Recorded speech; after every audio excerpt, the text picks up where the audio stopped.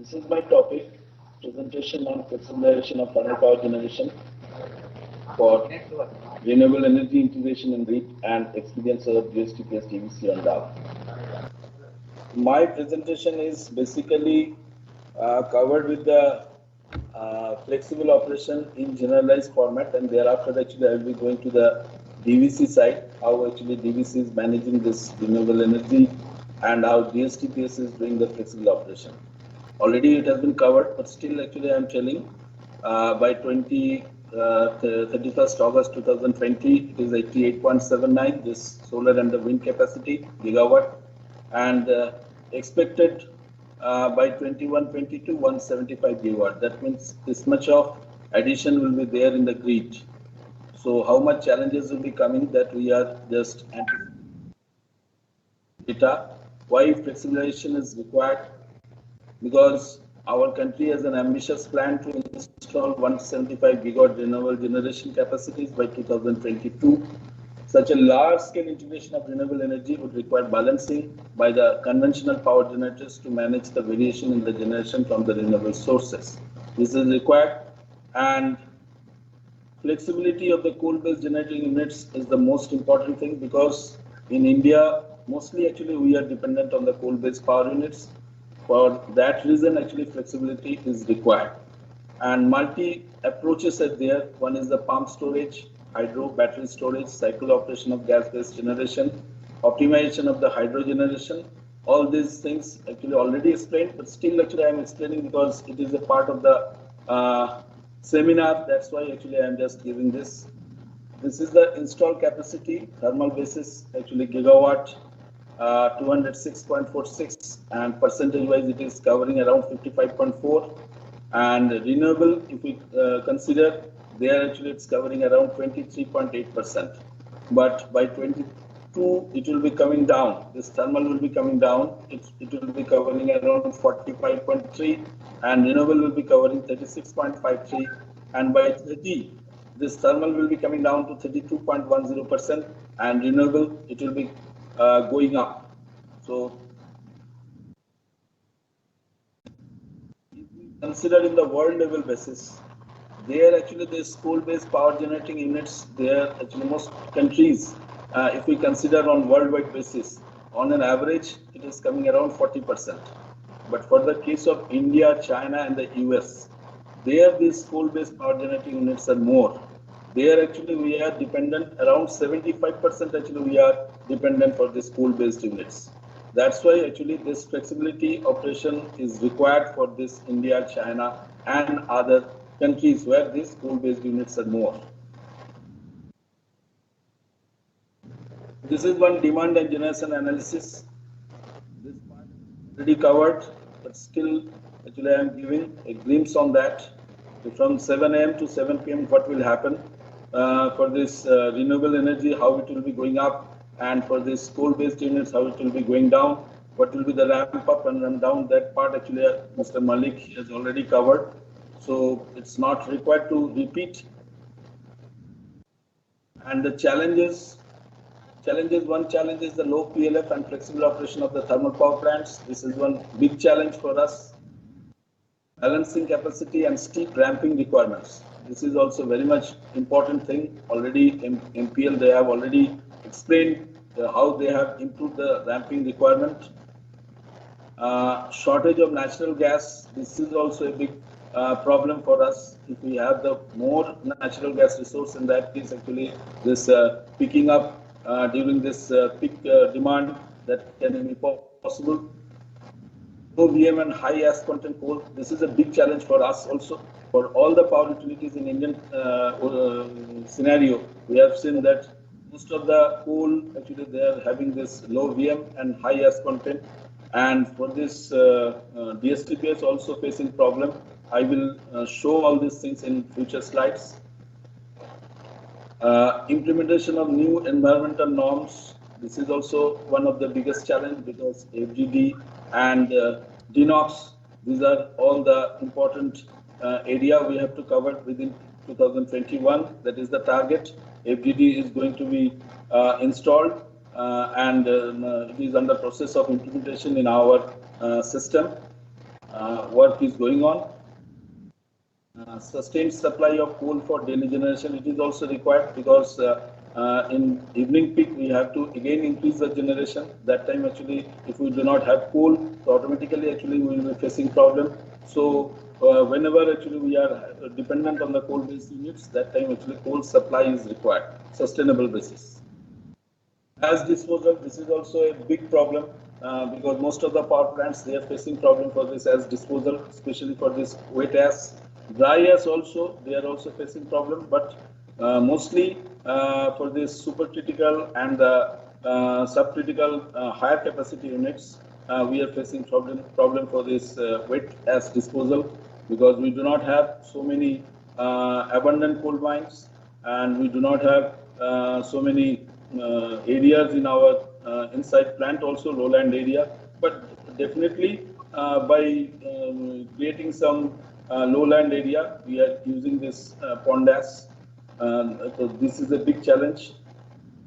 Another is the pump storage. This part actually I will be covering in my next slide. This is the roadmap for flexible operation.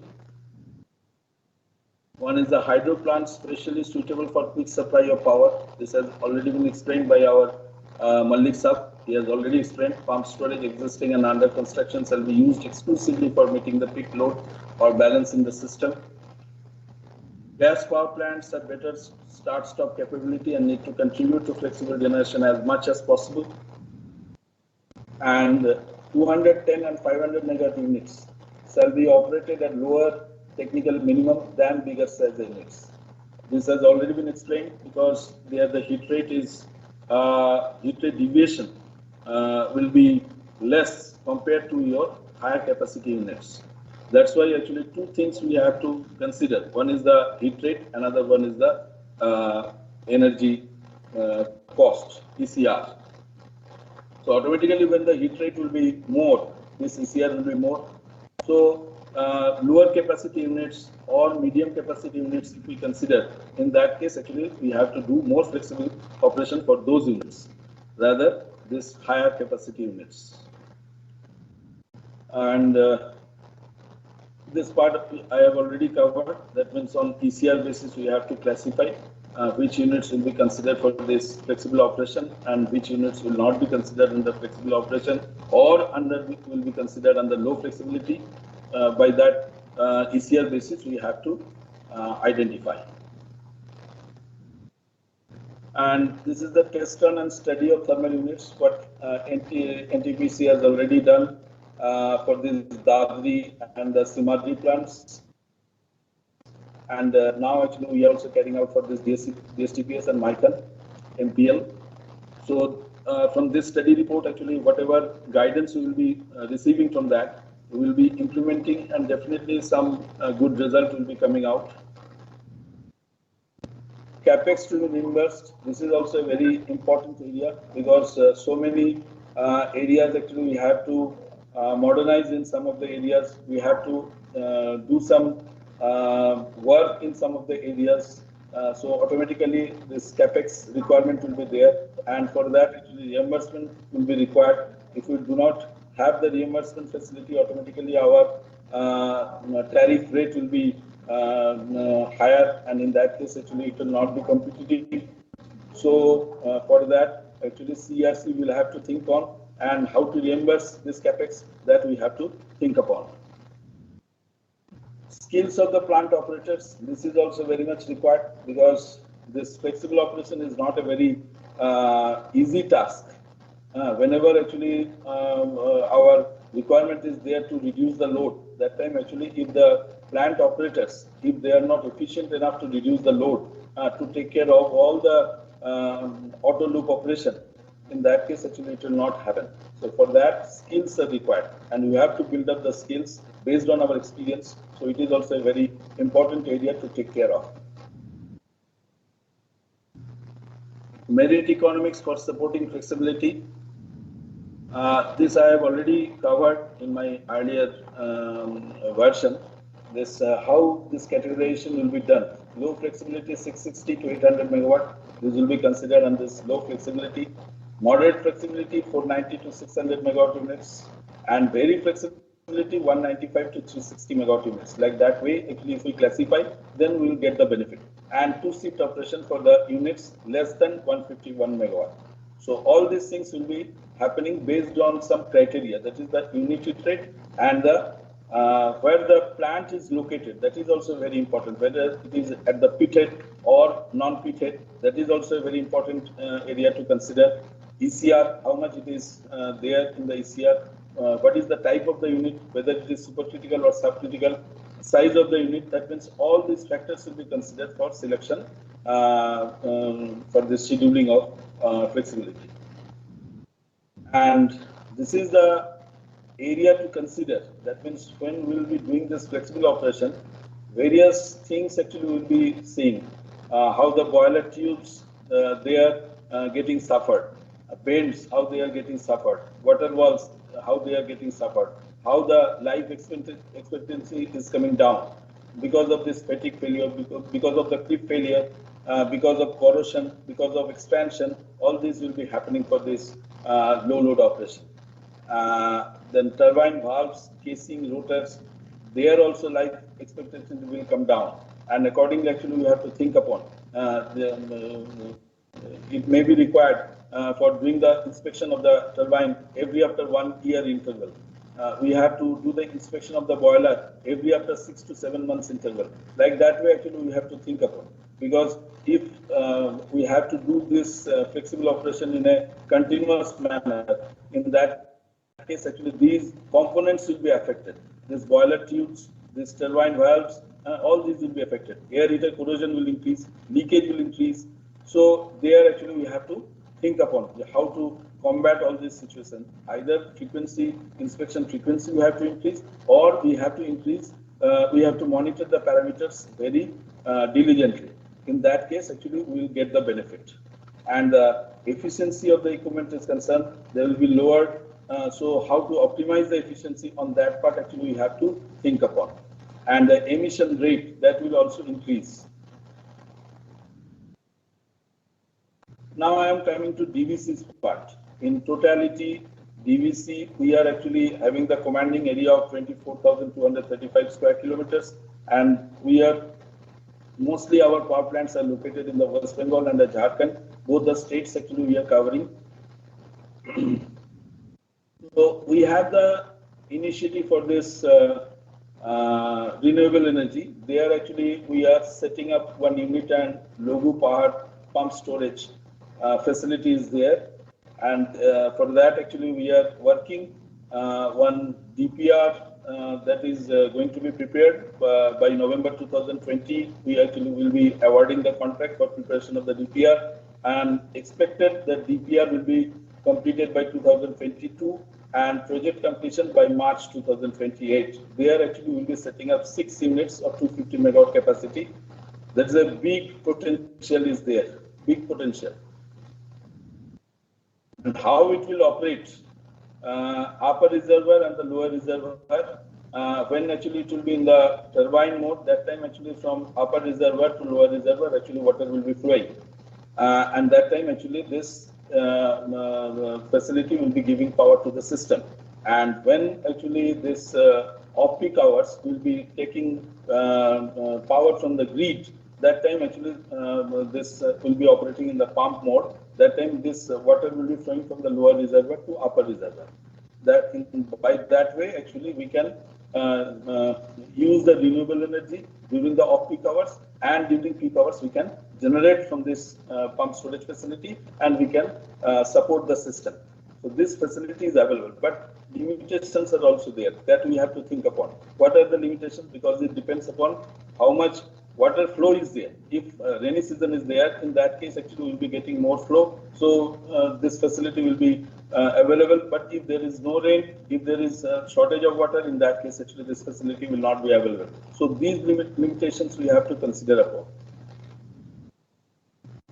Another is the floating solar panels plants that we are also having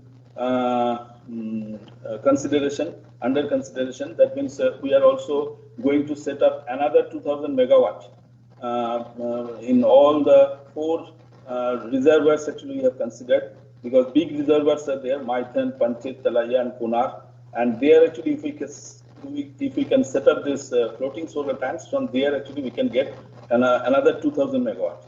And for that actually we are also thinking upon one JV proposal that is also under process of approval by the DVC board, and that JV proposal will be done in between DVC and NTPC, and expected completion phase-wise basis actually it will be implemented by 2024. Another 2000 megawatt we can add upon from this floating solar plants, and another 150 megawatt that we will be setting up ground solar plant in our DVC Panchet.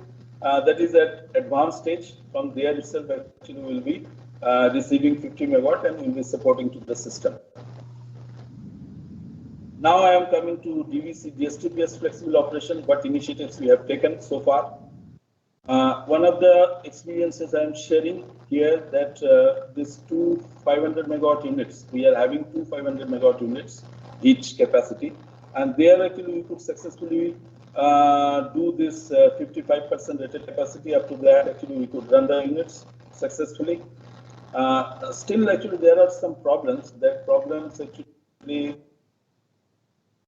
basically is related to the combustion optimization, your coal quality. All these things actually will be I will discuss in my next slide. Ramp up rate, what we could achieve, that is 1.2% that we could achieve successfully. Ramp down, basically actually on an average if you consider it is coming around 0.6%, but sometimes actually it's more than 1%, sometimes actually 0.8%, sometimes 0.3%, like that way actually if we average it will be coming around 0.6%, but our intention is to go more than 1%. So if we do some work on this, or definitely this 1% we could achieve, but for this ramp up rate we could achieve it successfully up to 1.2%. There is no such problem.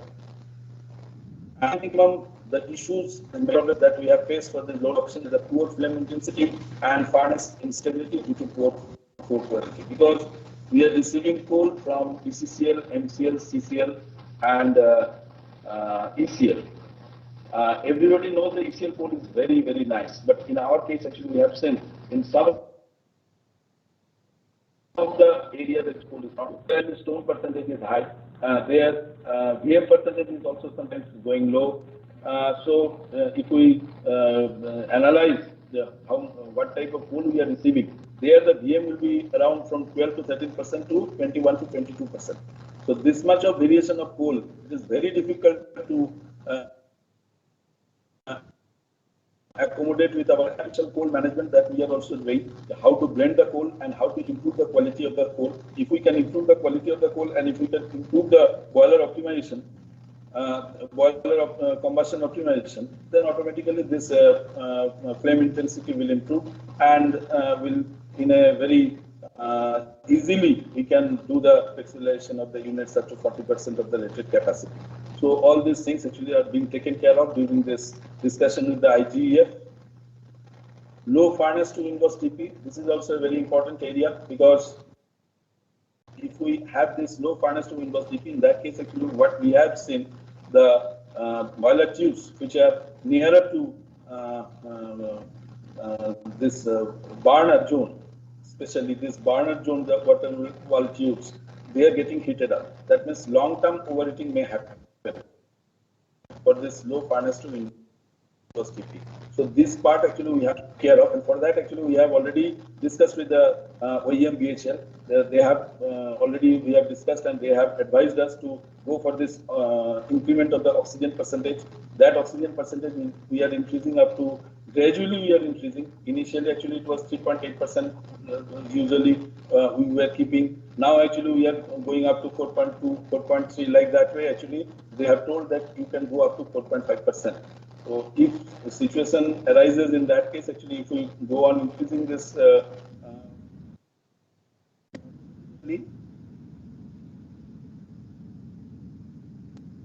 automatically this furnace to windworks problem, this can be addressed, and our operation engineers, they are also accustomed with the system and how they will increase the furnace to velocity. They are now doing very well, and whatever boiler tube leakage we were facing earlier, because of this furnace to windows DP, as well as this combustion optimization, as well as to monitor this oxygen percentage, carbon monoxide percentage. All these things actually we are monitoring very religiously, and we are also doing this LRSB operation. All the LRSBs actually we are operating. We are keeping one practice. That means every after 7-day interval, actually we are doing all the LRSBs in operation, and the reheater zone we are doing LRSB almost on daily basis, and the wall blowers so keeping one practice to do every after 10 days interval. Like that way, actually whatever slag is there, there actually we are taking care of, and slag is not getting deposited. So automatically this boiler tube leakage problem is reducing. Another thing is there, that is the boiler water chemistry.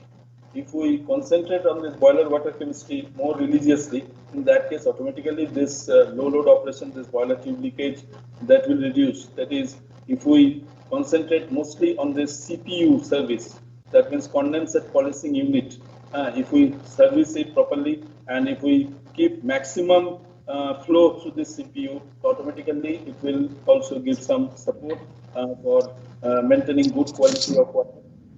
And another is the boiler pH. pH that we have to maintain from 9.1 to 9.4, and boiler water blowdown that we have to do every after 7 days interval. So if we consider all this boiler water chemistry, so automatically this boiler tube leakage for the low load operation will come down.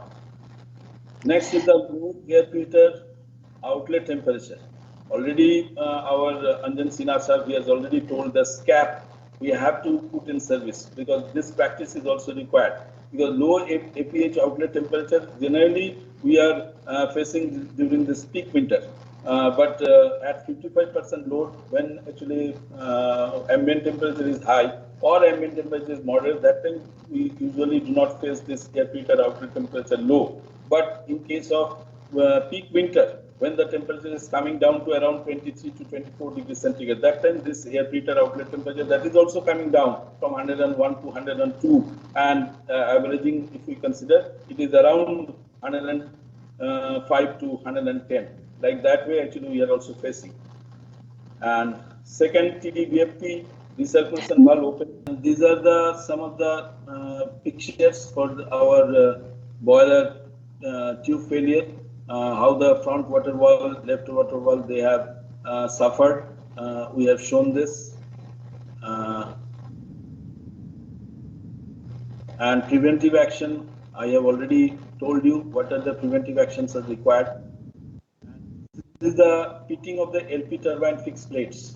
There actually we have seen, because when the peak winter, when actually condenser vacuum is going high, that time actually your low load operation, that is giving an impact, because turbine vibration, that is also going high, and exit velocity is also going high. For that reason, actually there may have some impact on the LP turbine fixed plates, and this type of pitting actually we are noticing. So all these things actually we are giving some lessons from this, how to operate the unit and what type of procurement we have to do so that we can mitigate the requirement, and accordingly actually we can run the unit in a competitive fashion. This is the low load operation. Presently IGF is giving support. Due to COVID situation, actually they are giving support through this conferencing. The DSTPS shared operational data.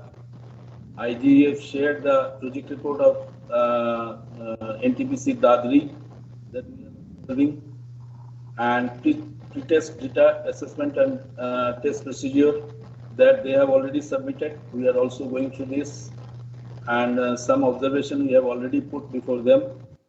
They are giving their expert opinion, preliminary observation and recommendation, remote connectivity of unit DCS that is required, and we are also thinking on this, how to give this facility available. Very shortly, actually, this something will come out. Boiler combustion optimization, coal flow measurement in one coal elevation, that is also their recommendation that we will be doing. And there this variable orifices that we have to provide. They have already shown this. If we get the benefit out of this, definitely actually we'll be doing this for other mills, because 3 mills actually we have to consider for this. And use of middle ranking coal they have recommended, but here actually my suggestion to IGEF, kindly give the detail of this middle ranking coal. That means what will be the VM percentage, that means range of VM, range of as percentage, and range of the GCV. You please mention, and inner moisture also. And tuning of important auto loops, these are also required. Boiler drum level, steam temperature control, furnace to inverse DP control, these are also required. Our mission is to get 40% minimum load very shortly under the guidance of IGA. Thank you.